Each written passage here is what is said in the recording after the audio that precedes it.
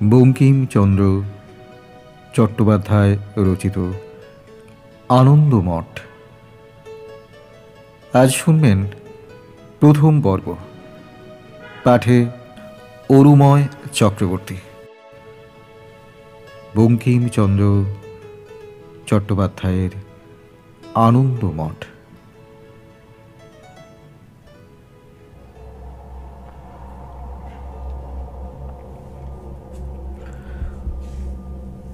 অতি বিস্তৃত অরণ্য।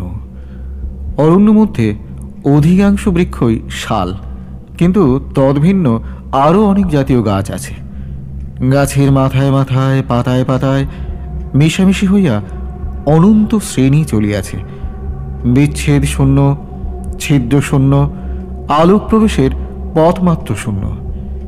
এইরূপ পল্লবের অনন্ত সমুদ্র ক্রোশের পর ক্রোশ, ক্রোশের পর ক্রোশ পবনে তরঙ্গের উপরে তরঙ্গ বিক্ষিপ্ত করিতে করিতে চলিয়াছে। নিচে ঘনান্ধকার, মধ্যাহ্নেও আলোক অস্ফুট ভয়ানক। তার ভেতরে কখনো মনুষ্য যায় না।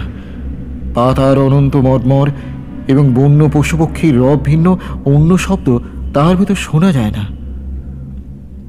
একই বিস্তৃত অতি নিবিড় অন্ধতময় অরণ্য। তাহাতে রাত্রিকাল, রাত্রি দ্বিতীয় প্রহর, রাত্রি অতিশয় অন্ধকার। কাননের বাহিরেও অন্ধকার, কিছু দেখা যায় না। কাননের ভেতরে তমরাশি ভূগর্ভস্থ অন্ধকারের ন্যায়। পশুপক্ষী একেবারে নিস্তব্ধ।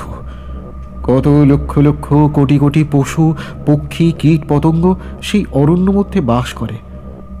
কেহ কোনো শব্দ করিতেছে না, বরং সে অন্ধকার অনুভব করা যায়।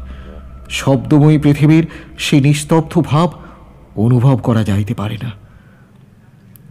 সেই অন্তশূন্য অরণ্য মধ্যে, সেই সূচিভেদ্য অন্ধকারময় নিশীথে, সেই অননুভবনীয় নিস্তব্ধ মধ্যে শব্দ হইল, আমার মনস্কাম কি সিদ্ধ হইবে না? শব্দ হইয়া আবার সে অরণ্যানী নিস্তব্ধে ডুবিয়া গেল। তখন কে বলিবে যে এ অরণ্য মধ্যে মনুষ্য শব্দ শোনা গিয়াছিল? কিছুকাল পরে আবার শব্দ হইল। আবার সেই নিস্তব্ধ মথিত করিয়া মনুষ্যকণ্ঠ ধ্বনিত হইল, আমার মনস্কাম কি সিদ্ধ হইবে না? এইরূপ তিনবার সেই অন্ধকার সমুদ্র আলোড়িত হইল। তখন উত্তর হইল, তোমার পণ কি? প্রত্যুত্তরে বলিল, পণ আমার জীবন সর্বস্ব। প্রতিশব্দ হইল, জীবন তুচ্ছ, সকলেই ত্যাগ করিতে পারে। আর কি আছে, আর কি দিব? তখন উত্তর হইল, ভক্তি।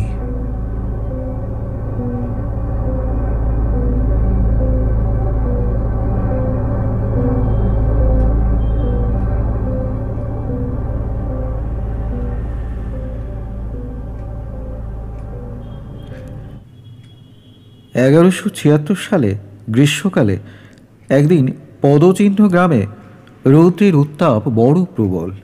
গ্রামখানি গৃহময়, কিন্তু লোক দেখি না। বাজারে সারি সারি দোকান, হাটে সারি সারি চালা, পল্লীতে পল্লীতে শত শত মৃন্ময় গৃহ, মধ্যে মধ্যে উচ্চ নীচ অট্টালিকা। আজ সব নীরব। বাজারে দোকান বন্ধ, দোকানদার কোথায় পলাইয়াছে ঠিকানা নাই। আজ হাটবার, হাটে হাট লাগে নাই। ভিক্ষার দিন, ভিক্ষুকেরা বাহির হয় নাই। তন্তু ব্যয় তাঁত বন্ধ করিয়া গৃহপ্রান্তে পড়িয়া কাঁদিতেছে। ব্যবসায়ী ব্যবসা ভুলিয়া শিশু ক্রয় করিয়া কাঁদিতেছে। দাতারা দান বন্ধ করিয়াছে, অধ্যাপকে টোল বন্ধ করিয়াছে। শিশুও বুঝিয়া সাহস করিয়া কাঁদে না। রাজপথে লোক দেখি না, সরোবরে স্নাতক দেখি না, গৃহোদ্ধারে মনুষ্য দেখি না, বৃক্ষে পক্ষী দেখি না, গোচারণে গরু দেখি না। কেবল শ্মশানে শৃগাল, কুকুর, এক বৃহৎ অট্টালিকা, তাহার বড় বড় ছড়ওয়ালা থাম দূর হইতে দেখা যায়। সেই গৃহারণ্য মধ্যে শৈল শিখরবৎ শোভা পাইতেছিল। শোভাই বাকি, তাহার দ্বার রুদ্ধ, গৃহ মনুষ্য সমাগম শূন্য, শব্দহীন, বায়ু প্রবেশের পক্ষেও বিঘ্নময়। তাহার অভ্যন্তরে ঘরের ভিতর মধ্যাহ্নে অন্ধকার। অন্ধকারে নিষেধ ফুল্ল কুসুম যুগলবৎ এক দম্পতি বসিয়া ভাবিতেছে। তাহাদের সম্মুখে মন্বন্তর। 1174 সালে ফসল ভালো হয় নাই, সুতরাং 1175 সালে চাল কিছু মহার্ঘ হইল, লোকের ক্লেশ হইল। কিন্তু রাজা রাজস্ব কড়াই গণ্ডায় বুঝিয়া লইল। রাজস্ব কড়াই গণ্ডায় বুঝাইয়া দিয়া দরিদ্রেরা এক সন্ধ্যা আহার করিল। 1175 সালে বর্ষাকালে বেশ বৃষ্টি হইল। লোকে ভাবিল দেবতা বুঝি কৃপা করিলেন। আনন্দে আবার রাখাল মাঠে গান গাহিল। কৃষক পত্নী আবার রূপার পৌঁছার জন্য স্বামীর কাছে দৌরাত্ম্য আরম্ভ করিল। অকস্মাৎ আশ্বিন মাসে দেবতা বিমুখ হইলেন। আশ্বিনে কার্তিকে বিন্দুমাত্র বৃষ্টি পড়িল না। মাঠে ধান্য সকল শুকাইয়া একেবারে খড় হইয়া গেল। যাহার 2-1 কাহন ফলিয়াছিল, রাজপুরুষেরা তাহা সিপাহীর জন্য কিনিয়া রাখিলেন। লোকে আর খাইতে পাইল না। প্রথমে 1 সন্ধ্যা উপবাস করিল, তারপর 1 সন্ধ্যা আধ পেটা করিয়া খাইতে লাগিল, তারপর 2 সন্ধ্যা উপবাস আরম্ভ করিল।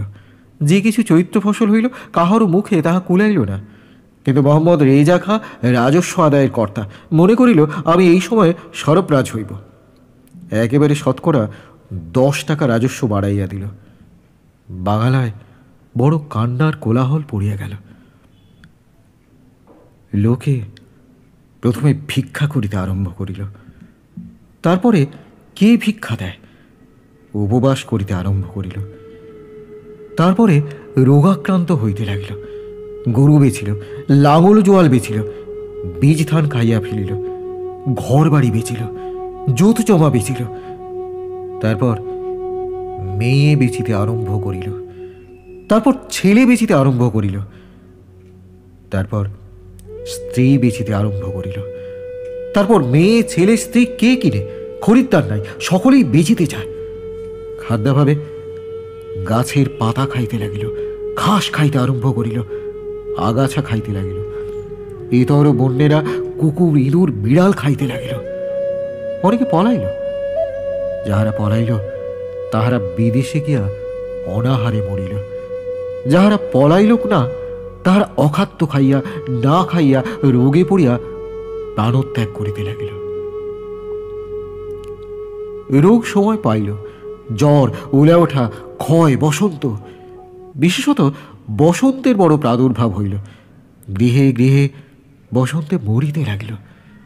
কে কাহাকে জল দেয়, কে কাহাকে স্পর্শ করে, কেহ কাহার চিকিৎসা করে না, কেহ কাহাকে দেখে না। মরিলে কেহ ফেলে না। অতি রমণীয় বপু অট্টালিকার মধ্যে আপনা আপনি পচে। যে গৃহে একবার বসন্ত প্রবেশ করে, সে গৃহবাসীরা রোগ ফেলিয়া ভয় পালায়। মহেন্দ্র সিংহ পদচিহ্ন গ্রামে বড় ধনবান, কিন্তু আজ ধনী নির্ধনের একতর। এই দুঃখপূর্ণ কালে ব্যাধিগ্রস্ত হইয়া তাহার আত্মীয় স্বজন, দাস দাসী সকলেই গিয়াছে। কেহ মরিয়াছে, কেহ পলাইয়াছে। সেই বহু পরিবার মধ্যে এখন তাহার ভারজাও তিনি স্বয়ং আর এক শিশুকন্যা। তাহাদেরই কথা বলিতেছিলাম। তাহার ভারজা কল্যাণী চিন্তা ত্যাগ করিয়া গোশালে গিয়া স্বয়ং গোদহন করিলেন।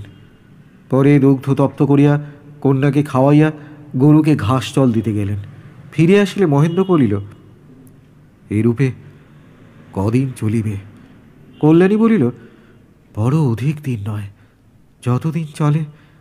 আমি যতদিন পারি চালাই, তারপর তুমি মেয়েটি লইয়া শহরে যাইও। মহেন্দ্র বলিল, শহরে যদি যাইতে হয় তবে তোমায় বা কেন এত দুঃখ দিই, চলো না এখনই যাই। পরে দুইজনে অনেক তর্ক বিতর্ক হইল। কল্যাণী বলিল, শহরে গেলে কিছু বিশেষ উপকার হইবে কি?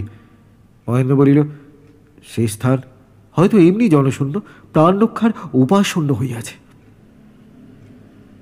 কল্যাণী বলিল, মুর্শিদাবাদ, কাশিমবাজার বা কলিকাতায় গেলে প্রাণ রক্ষা হইতে পারিবে। এই স্থান ত্যাগ করা সকল প্রকারে কর্তব্য। মহেন্দ্র বলিল, এই বাড়ি বহুকাল হইতে পুরুষানুক্রমে সঞ্চিত ধনে পরিপূর্ণ, ইহা যে সব চোরে লুঠিয়া লইবে। কল্যাণী উত্তর করিল, লুঠিতে আসিলে আমরা কি দুইজনে রাখিতে পারিব? প্রাণীরা বাঁচিলে ধন ভোগ করিবে কে?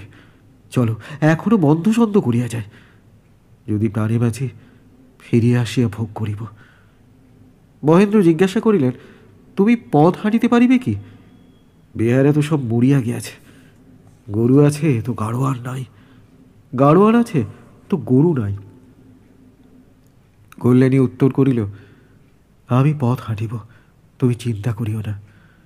কল্যাণী মনে মনে স্থির করিলেন যে না হয় পথে মরিয়া পড়িয়া থাকিব, তবু তো ইহারা দুইজনে বাঁচিবে। পরদিন প্রভাতে দুইজনে কিছু অর্থ সঙ্গে লইয়া ঘরদ্বারের চাবি বন্ধ করিয়া গরুগুলি ছাড়িয়া দিয়া কন্যাটিকে কোলে লইয়া রাজধানীর উদ্দেশ্যে যাত্রা করিলেন। যাত্রাকালে মহেন্দ্র বলিলেন, পথ অতি দুর্গম, পায়ে পায়ে ডাকাত লুঠেরা ফিরিতেছে, শুধু হাতে যাওয়া উচিত নয়। এই বলিয়া মহেন্দ্র গৃহে ফিরিয়া আসিয়া বন্দুক গুলি বারুদ সঙ্গে লইলেন। দেখিয়া কল্যাণী বলিলেন, যদি অস্ত্রের কথা মনে করিলে তবে তুমি একবার সুকুমারীকে ধরো, আমিও হাতিয়ার লইয়া আসিব। এই বলিয়া কল্যাণী কন্যাকে মহেন্দ্রর কোলে দিয়া গৃহমধ্যে প্রবেশ করিলেন। মহেন্দ্র বলিলেন, তুমি আবার কি হাতিয়ার লইবে? কল্যাণী আসিয়া একটি বিষের ক্ষুদ্র কৌটো বস্ত্রমধ্যে লুকাইল। দুঃখের দিনে কপালে কি হয় বলিয়া কল্যাণী পূর্বেই বিষ সংগ্রহ করিয়া রাখিয়াছিলেন। জ্যৈষ্ঠ মাস, দারুণ রৌদ্র, পৃথিবী অগ্নিময়, বায়ুতে আগুন ছড়াইতেছে, আকাশ তপ্ত তামার চাঁদোয়ার মতো, পথের ধূলি সকল অগ্নিস্ফুলিঙ্গবৎ। কল্যাণী ঘামিতে লাগিল। কখনো বাবলা গাছের ছায়ায়, কখনো খেজুর গাছের ছায়ায় বসিয়া বসিয়া শুষ্ক পুষ্করিণীর কর্তব্যময় জল পান করিয়া কত কষ্টে পথ চলিতে লাগিল। মেয়েটি মহেন্দ্রের কোলে। একবার মহেন্দ্র মেয়েকে বাতাস দেয়, একবার এক নিবিড় শ্যামলপত্র রঞ্জিত সুগন্ধ কুসুম সংযুক্ত লতা বিষ্টিত বৃক্ষের ছায়ায় বসিয়া দুইজনে বিশ্রাম করিল। মহেন্দ্র কল্যাণীর শ্রম সহিষ্ণুতা দেখিয়া বিস্মিত হইলেন। বস্ত্র ভিজাইয়া মহেন্দ্র নিকটস্থ পল্লব হইতে জল আনিয়া আপনারও কল্যাণীর মুখে, হাতে, পায়ে, কপালে সিঞ্চন করিলেন। কল্যাণী কিঞ্চিৎ স্নিগ্ধ হইলেন বটে, কিন্তু দুইজনে ক্ষুধায় বড় আকুল হইলেন, তাও সহ্য হয়। মেয়েটির ক্ষুধা চেষ্টা সহ্য হয় না। অতএব আবার তাহারা পথ বাহিয়া চলিলেন। সেই অগ্নিতরঙ্গ সন্তরণ করিয়া সন্ধ্যার পূর্বে এক চটিতে পৌঁছিলেন। মহেন্দ্রর মনে মনে বড় আশা ছিল, চটিতে গিয়া স্ত্রীকন্যার মুখে শীতল জল দিতে পারিবেন, প্রাণ রক্ষার জন্য মুখে আহার দিতে পারিবেন। কিন্তু কই, চটিতে তো মনুষ্য নাই, বড় বড় ঘর পড়িয়া আছে, মানুষ সকল পলাই আছে। মহেন্দ্র ইতস্তত নিরীক্ষণ করিয়া স্ত্রীকন্যাকে একটি ঘরের ভেতর শোয়াইলেন। বাহির হইতে উচ্চকণ্ঠে ডাক করিতে লাগিলেন, কাহার উত্তর পাইলেন না। তখন মহেন্দ্র কল্যাণীকে বলিলেন, একটু তুমি সাহস করিয়া একা থাকো, দেশে যদি গাই থাকে শ্রীকৃষ্ণ দয়া করুন, আমি দুধ আনিব। এই বলিয়া একটা মাটির কলসি হাতে করিয়া মহেন্দ্র নিষ্ক্রান্ত হইলেন। কলসি অনেক পড়িয়াছিল। মহেন্দ্র চলিয়া গেল। কল্যাণী একা বালিকা লইয়া সেই জনশূন্য স্থানে প্রায় অন্ধকার কুটির মধ্যে চারিদিক নিরীক্ষণ করিতেছিলেন।